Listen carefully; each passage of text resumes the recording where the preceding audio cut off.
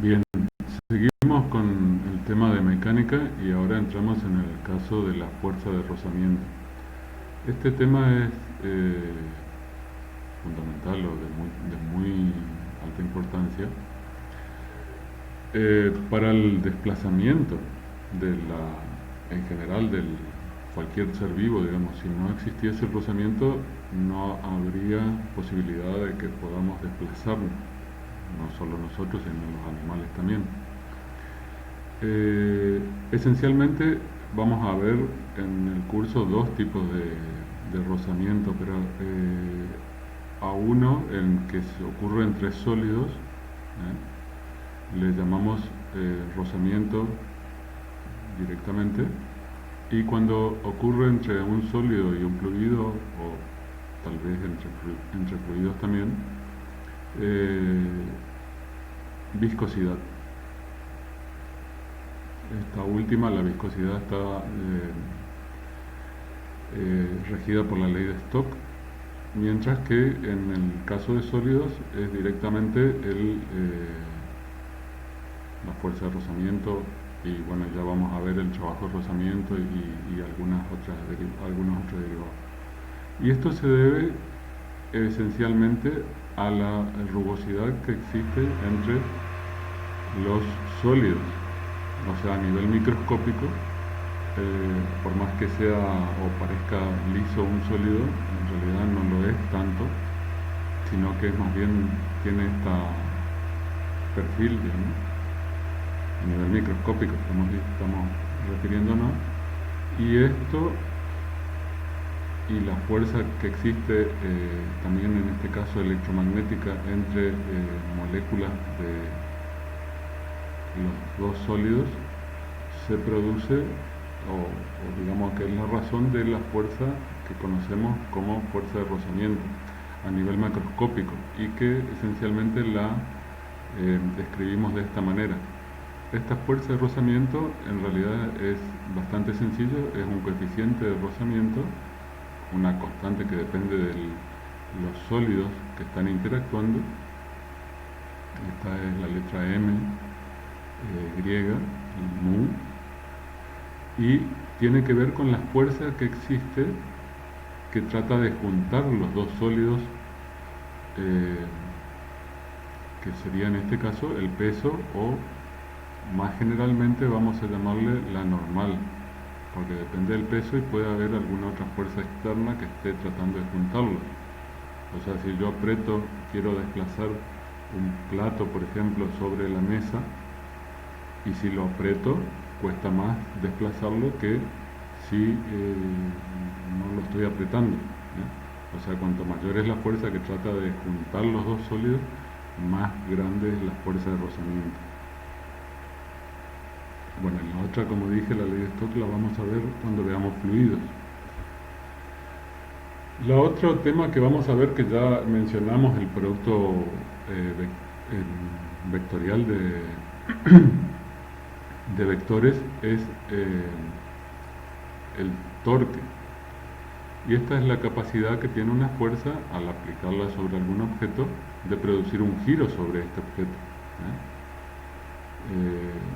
Normalmente, si aplicamos una fuerza que difiera del centro de masa o del centro de gravedad del objeto, vamos a producir un giro en el objeto. Ese es el caso concreto, por ejemplo, lo hemos visto seguro, un jugador de fútbol cuando le pega con efecto a la pelota, le pega en una dirección y sentido diferente al centro de masa de la pelota. Entonces la pelota va girando en el aire y puede producir alguna curva extraña, digamos, un poquito diferente a lo que hemos visto de la parábola esa cuando estudiamos la parte de cinemática, el tiro parabólico. Normalmente el torque se lo representa con un vector perpendicular a la fuerza a la fuerza aplicada y al brazo de palanca. Acá tenemos un ejemplo. O sea, es mucho más fácil, cuanto mayor es el brazo de palanca, es mucho más fácil producir ese giro. O sea, si tenemos la mano acá en el extremo de la llave, vamos a hacer menos fuerza vamos a necesitar menos fuerza que si la ponemos acá en el medio. Por eso esencialmente las puertas, por ejemplo, tienen la manija del lado contrario al de las bisagras, ¿no? Nunca vamos a ver una puerta que tenga la manija del mismo lado que las bisagras, sería muy difícil moverla, por más que sea livianita la puerta. Y el torque, bueno, depende de los libros, en algunos casos se representa con la letra T griega, tau, o también se le suele llamar momentum, o momento.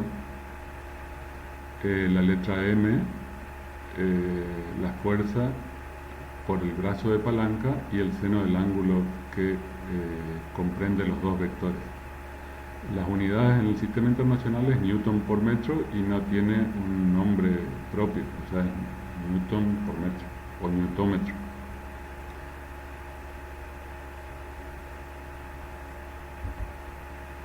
Acá tenemos un ejemplo. En el extremo de una barra de 2 metros de longitud, la barra es la verde que está aquí,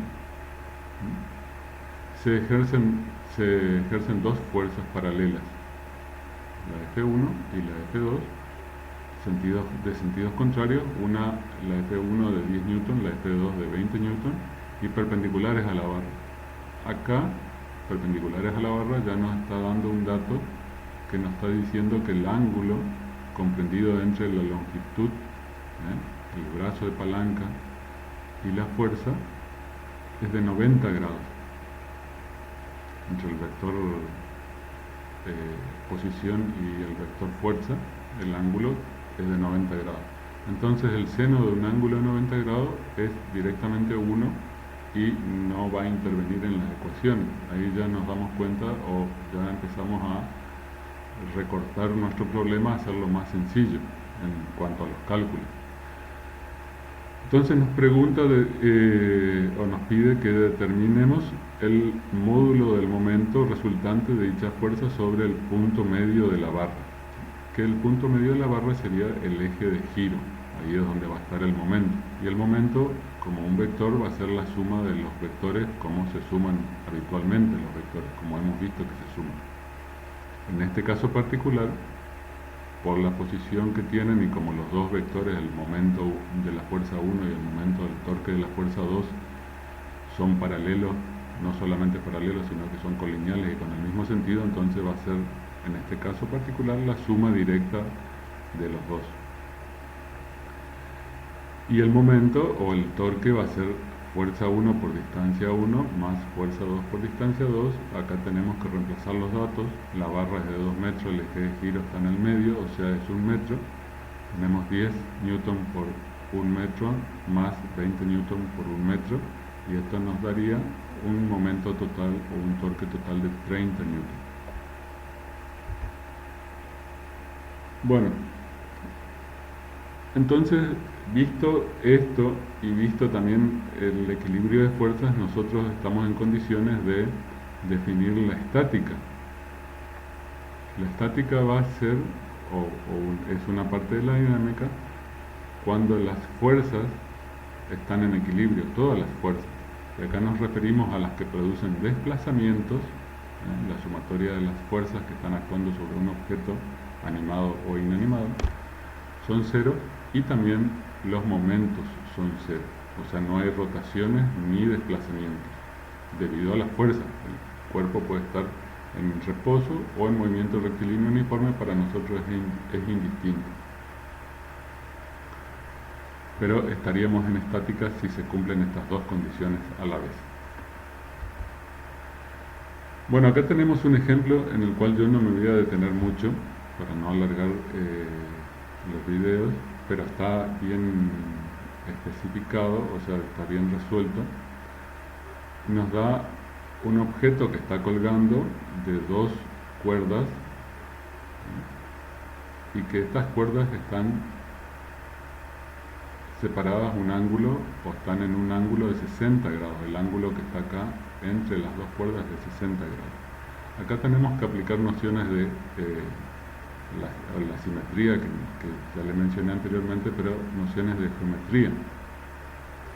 Si este ángulo que está acá entre las dos cuerdas es de 60 grados, entonces nosotros sabemos que este ángulo entre la horizontal y la segunda cuerda, perdón, acá está la cuerda 2 y acá estaría la cuerda 1, cada uno de estos ángulos entre la horizontal y la cuerda es de 60 grados también. ¿Por qué sabemos eso?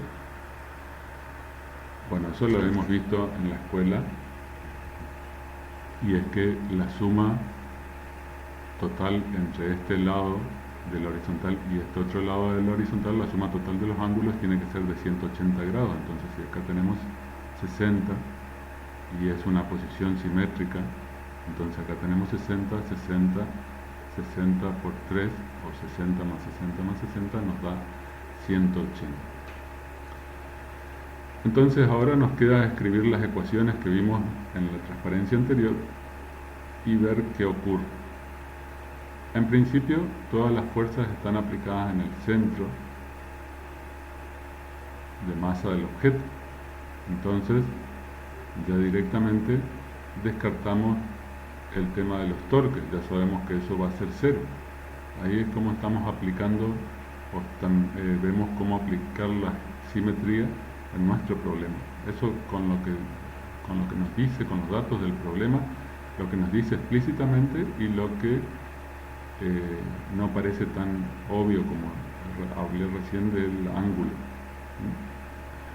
Entonces nos pide que calculemos la tensión que soporta cada cuerda.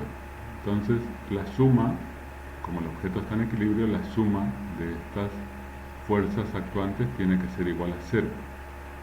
El peso ya sabemos cuál es o cómo se escribe, que es la masa por la gravedad. Este es el versor unitario, o sea, no está diciendo que está para abajo y en el sentido negativo, mientras que las tensiones están para arriba y en el sentido positivo. Y las tensiones tienen dos componentes, una X y una Y, una X y una Y para T1 y para T2. Entonces lo que tenemos que ver es que si la sumatoria de las fuerzas tiene que ser igual a cero, entonces cada una de las sumatorias, ya sea en la dirección X o en la dirección Y, tiene que ser igual a cero.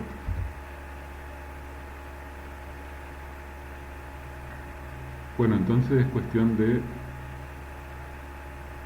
aplicar la reglita de trigonometría, hacer las componentes, calcular las componentes.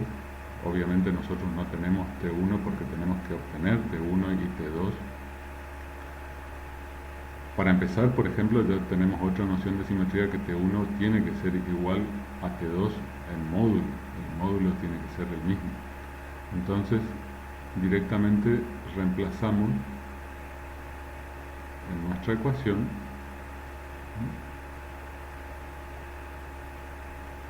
en la dirección X, por ejemplo, solamente tenemos componentes de la tensión, que tienen que ser iguales, y acá dedujimos esto, o sea, lo mismo que le dije recién, T1 igual a T2, y en Y si te aparece el peso, entonces podemos reemplazar directamente que T1 es igual a T2, entonces tenemos 2T1 más el peso, o en este caso, como el peso va para abajo y las T van para arriba, 2T menos el peso. Esta es la forma apropiada de ponerlo simbólicamente, pero cuando reemplacemos los valores, esta va a ser negativo, y entonces directamente de acá despejamos la tensión 1, que va a ser igual a la 2, y en este caso es 11,3.